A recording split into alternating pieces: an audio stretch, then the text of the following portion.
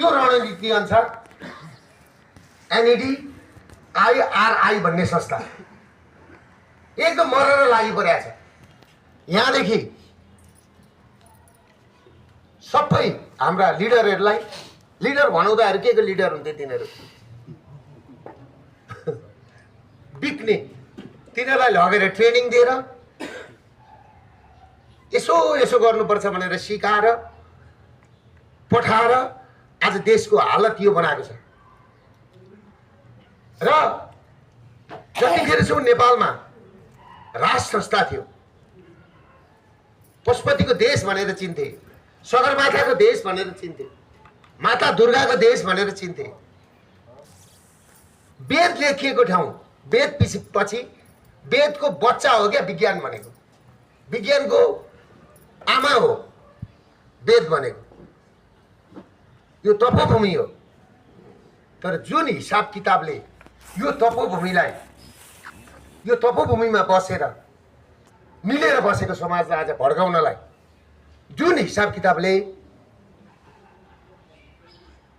नेपाली लिडरहरू,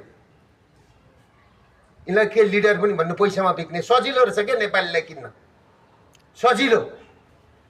तपाईँले म एउटा कुरा भन्छु, छिमेकी मुलुकमा हेर्नुहोस् त, कक्रोच आन्दोलन भयो, कक्रोच आन्दोलनमा के भयो, केही उपलब्धि भयो, भएन नि। तर त्यही कक्रोच आन्दोलनको अर्को रूप थियो जेनजी। यहाँ के भयो, देशको सिंहदरबार जलाइयो। सिंहदरबार भनेको शिर थियो। देशको सर्वोच्च अदालत जलाइयो, जनताको सर्वोच्चता बोकेको सर्वोच्च अदालत जलाइयो, संसद भवन जलाइयो, विभिन्न व्यक्तिहरूका घर जलाइयो।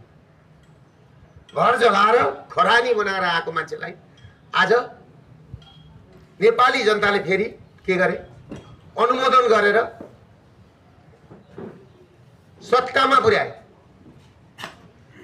त्यसको परिणाम के भयो? त्यतिले मात्रै पुगेन। मैले भनेको थिएँ नि, त्यत्तिकै दरबार हत्याकाण्ड भएको होइन है, त्यत्तिकै राज परिवार सिद्ध्याएको होइन। किनभने राजा हुइन्जेलसम्म नि यहाँ विदेशीहरूले चलखेल गर्न पाएका थिएनन्।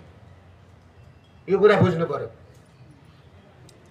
किनभने संविधान सभाको पहिलो बैठकमै धर्मनिरपेक्ष र राज संस्था हटाउने जुन अन्तरिम संविधानमा लेखियो नि, त्यही दिनबाट नेपालीहरूलाई दशा लागेको, नेपाललाई दशा लागेको त्यही दिनबाट हो नि।